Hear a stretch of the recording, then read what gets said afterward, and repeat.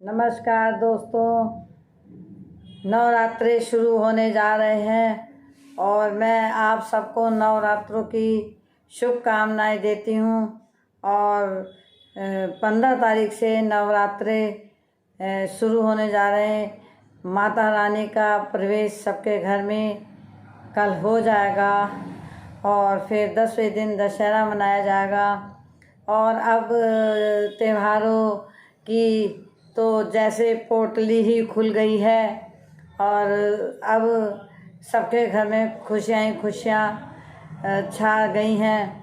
और कल से माता रानी की पूजा करने के सप्तशती पाठ का आरंभ हो जाएगा।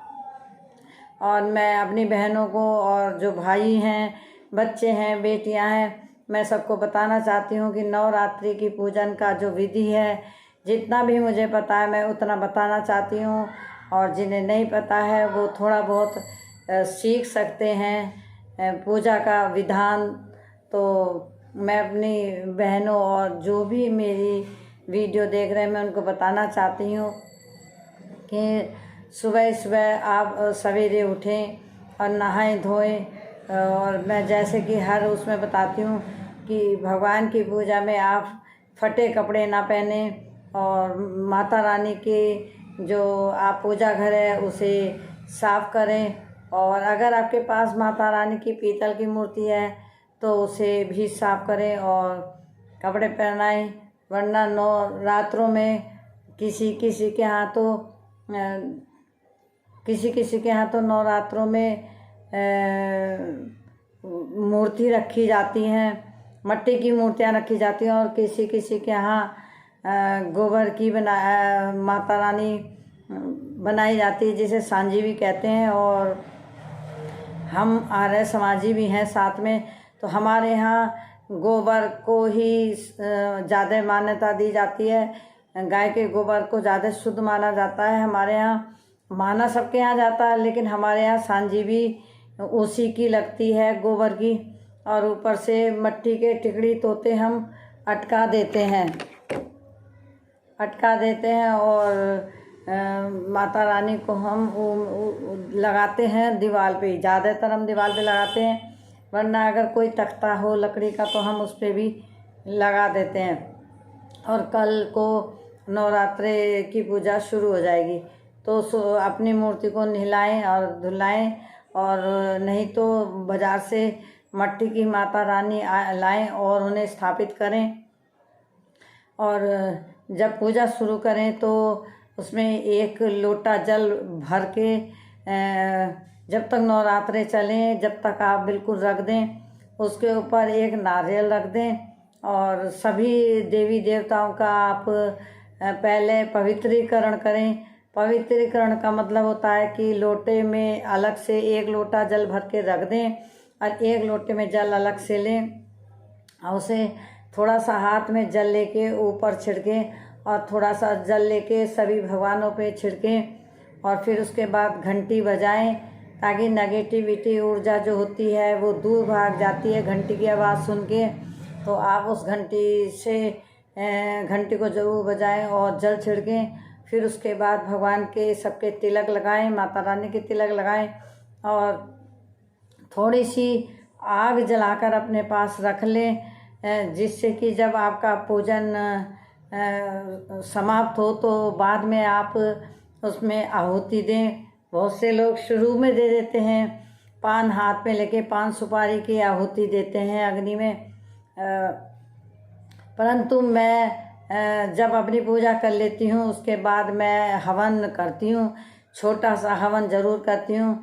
जैसे किसी को अगर हवन बड़ा नहीं आता या मंत्र नहीं आते तो आप छोटा सा हवन कर सकते हैं। और मुझे आता पूरा हवन है, लेकिन मैं छोटा ही करती हूँ, क्योंकि सप्तशती का पाठ काफ़ी बड़ा होता है। और मैं अपनी और भी पूजा करती हूँ। उसके साथ मैं बाद में 24 बार गायत्री माता का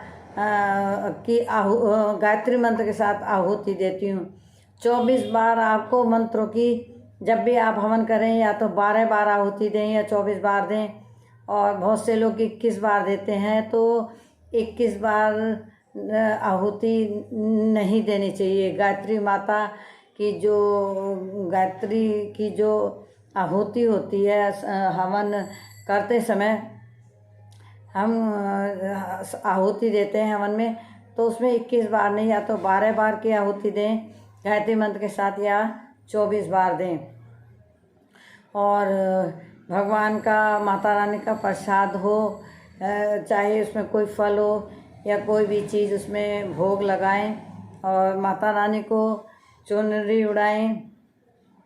शाम को बहुत से जगह बच्चे पूजा करने आते हैं, तो आप मेरी बहनों कभी उन बच्चों से मुंह ना मोड़ें और जो भी आपसे बने उसकी बच्चों की थाली में डाल दें और अपने घर पूजन करने जो बच्चे आते हैं उनसे पूजन करवाएं। बदले में बच्चों को चाहे थोड़ी सी चीनी दे दें या टॉफ़ी दे दें, जो भी आपसे बने बच्चों को दे दें। बच्चे आस करके आते हैं पूजा करने, पूरे नवरात्रों आप उन्हें कभी वापस ना करें, हम भी वापस नहीं करते जल्दी से बच्चों को कभी भी। अगर हम आज कुछ नहीं दे पाए तो हम अगले दिन दे देते हैं। और सप्तशती का पाठ करें, और सप्तशती के पाठ में जो शुरू में दिया रहता है, तो वो जो कवच पाठ होता है जिसे, वो आप नित्य प्रति एक एक पाठ सप्तशती का पढ़ें और एक एक पाठ उसका पढ़ें, कवच पाठ एक एक पाठ, क्योंकि जो सप्तशती के पाठ में कवच पाठ का सबसे बड़ा महत्व है और उसके पढ़ने से बहुत शक्ति आती है और बहुत शक्तियाँ प्राप्त होती हैं। ऐसा कभी मत सोचना कि शक्ति नहीं मिलती है, शक्तियाँ बहुत मिलती हैं। और जो अदृश्य होती हैं, जब कभी हम मुसीबत में फंस जाते हैं तो वो हमारा बहुत साथ देती हैं और ये वक्त आने में पता चलता है। बहुत से लोग कहते हैं कि मैं तो आज मर जाता, पता नहीं किसने बचा लिया।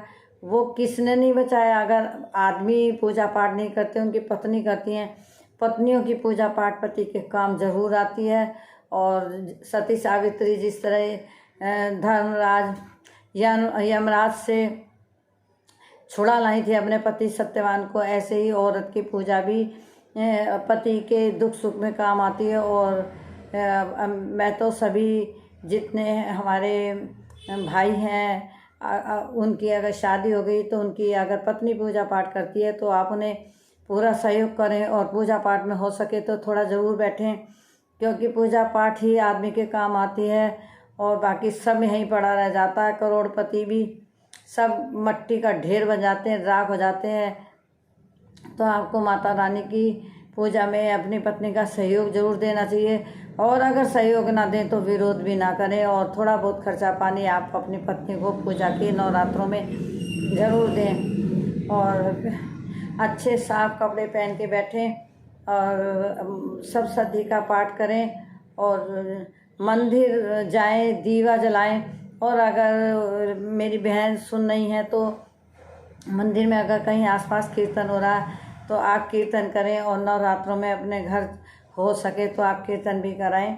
और नवरात्रों में सेंधा नमक का सेवन करना चाहिए, और जैसे एक टाइम खाना खा सकते हैं, जैसे सामक के चावल, वो अन्न का ही एक तरह से काम करते हैं। और अगर आपको पकवान नहीं अच्छा लगता तो आप सेंधा नमक और सामक के चावल का सेवन आप कर सकते हैं। और सुबह को अगर आपको भूख लग रही है तो आप चौलाई के लड्डू खा लें, तो उससे भी आपके थोड़ा पेट में आराम सा मिल जाएगा। और मिथ्या किसी से ना बोलें, बेकार की बातें मत करें, लड़ाई ना करें, झूठ ना बोलें, क्योंकि झूठ बोलने से भी हमारी पूजा ख़त्म हो जाती है। और मेरी बहनों, मैं आपसे एक बात हमेशा बताती हूँ कि अगर आप आसन में बैठ के पूजा करें तो आपके पूजा का कपड़ा ज़मीन में ना छुए, और आसन इतना बड़ा ज़रूर होना चाहिए। चाहे आप अपनी एक चद्दर बना लें बड़ी सी, और आपका कपड़ा चद्दर के ऊपर रहना चाहिए और ज़मीन में नहीं छूना चाहिए। जो हम पूजा करते हैं वो धरती माता शोकत कर लेती है, और हमें पूजा का कपड़ा हमेशा सबको अलग रखना चाहिए। जो हम ऊर्जा प्राप्त करते हैं वो उस कपड़े के अंदर समाहित हो जाती है, और जब हम रोज़ पूजा करते हैं तो वो ऊर्जा दुगनी दिन दूनी रात चौगनी होती रहती है। और जो आपका आसन है उसके अंदर भी वो शक्तियाँ समाहित हो जाती हैं। तो आसन किसी का न लें, सब अपना आसन अलग रखें। और जल गंगा लोटे के जल में भी अगर आप गंगा जल मिला लें तो अति उत्तम रहेगा। और पूजा पाठ बड़े ध्यान से करें। पूजा करते समय अगर कोई आपके पास आ जाए तो आप इशारे में भी उसे बात ना करें। इशारे में अगर हम पूजा कर रहे हैं और इशारे में बात करते हैं हम, तो हमारी पूजा में जो हम कहते हैं विघ्न पड़ता है, लेकिन वो पूजा भ्रष्ट हो ख़त्म। पूजा में वो जो विघ्न पड़ता है वो पूजा अधूरी हो जाती है। और ख़ास कर से मैं एक बात ज़रूर कहूँगी कि यदि आप माला का जाप कर रहे हैं और कोई आदमी आपसे कुछ पूछ रहा है तो आप उसमें उंगली से भी इशारा ना करें कि इधर है उधर है कुछ है। आप बिल्कुल चुप रहे हैं, चाहे कुछ भी हो जाए। अगर आपको बोलना पड़ गया तो आप अगर माला का जाप करती हैं तो एक माला का अगर आपने जाप करा नहीं है, अधूरा रह गया है, और अगर आप उसमें बोल पड़ी हैं तो आप 2 माला उसके जैसे एक पनिशमेंट कहते हैं जिसे, उसके बदले में 2 माला आप ज़रूर करें।